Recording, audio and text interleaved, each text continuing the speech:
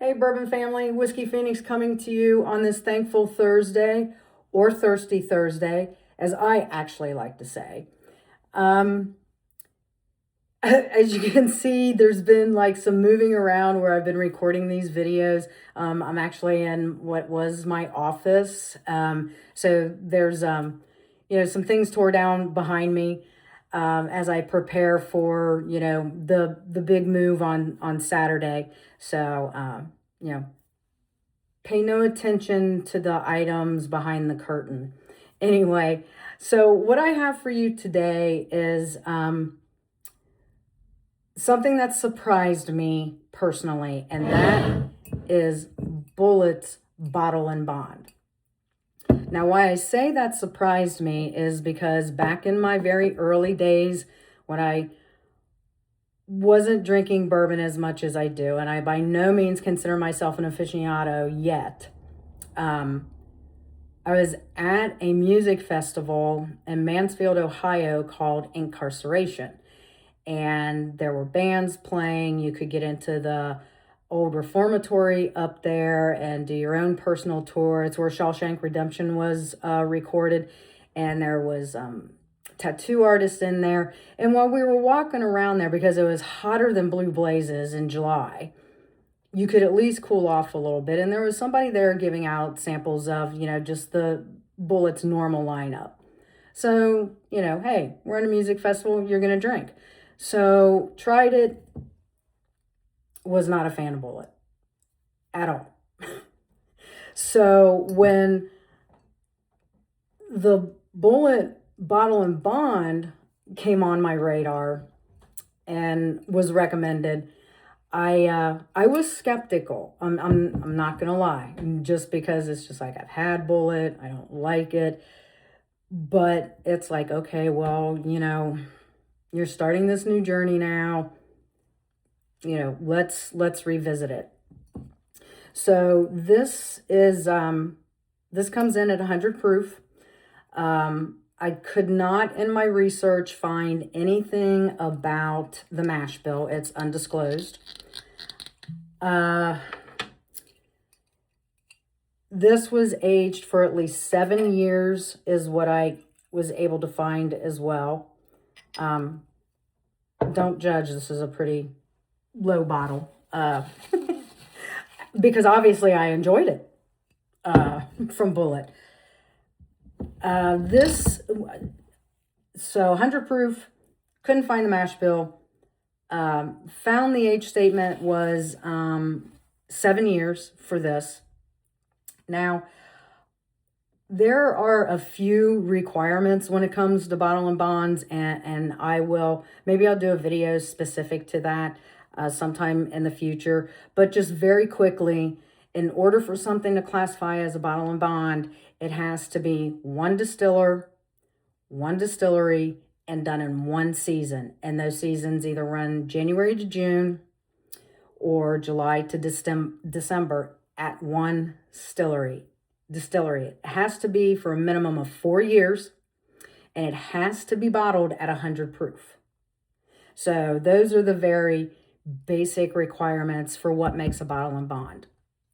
Now, I also, in my research, I wanted to find out how often Bulleit is going to release this, because I found this back in February of 2025, and I got lucky. I'd seen somebody post about it, managed to grab it out in the wild. The MSRP on it was $55. And when I was looking up some research,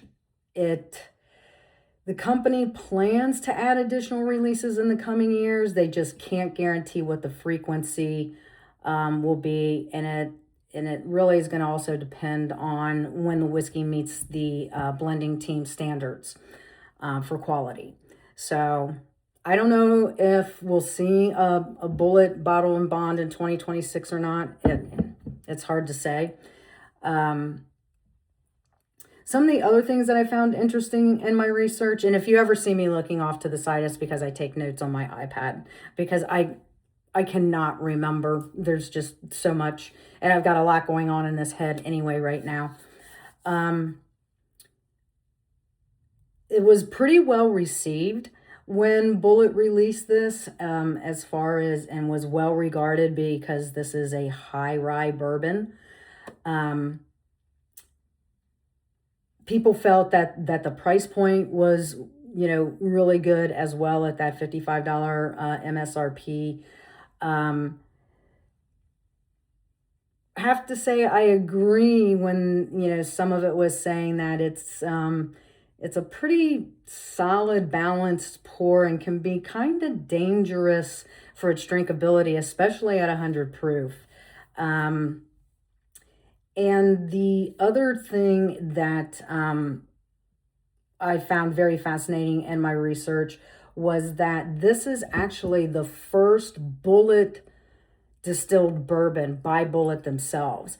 I guess in the past, and I'm probably going to butcher this, they sourced from Diageo. I guess I'm saying that right. So that was another thing that, earned it, some decent praise, is that it's Bulleit's actual, first foray in making their own bourbon and not using somebody else's distillate. So, okay, let's get into this. So for me, on the nose, I get a spicy sense from it at first. And then that gives way to a little bit of like an orange peel for me. A little bit of brown sugar, some cinnamon in there, or some kind of a baking spice. I'm going to say cinnamon. And some kind of a dark fruit. Again, I'm trying to get better about that. I don't know if it's like, dark cherries or a blackberry. But yeah, I mean, the nose is very, pleasing, so to speak.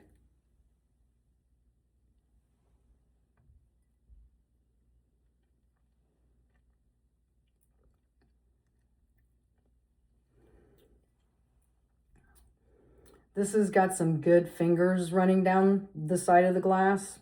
The mouthfeel for me is kind of rich. And I have a lot of flavors going on right at the moment.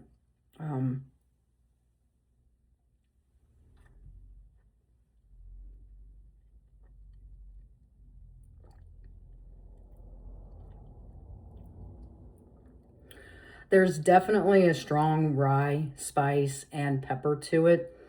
And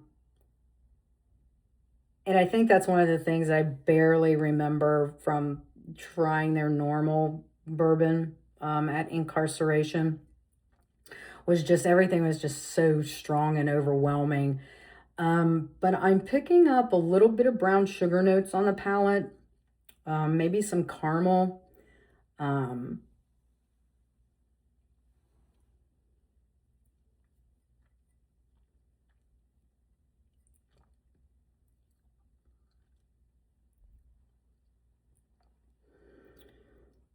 Maybe even a little bit of like an orange citrusy to it.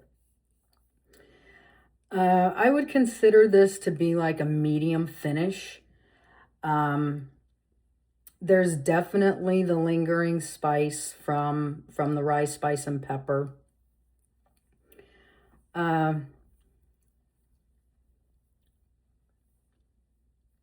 If you let it sit long enough, there's almost like some hints of butterscotch that maybe kind of want to creep in, or maybe even like a little honey or something. I'd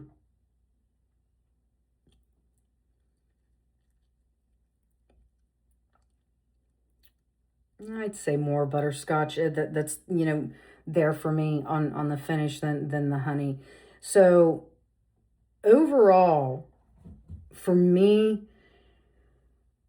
having not appreciated Bulleit the first time I tried it,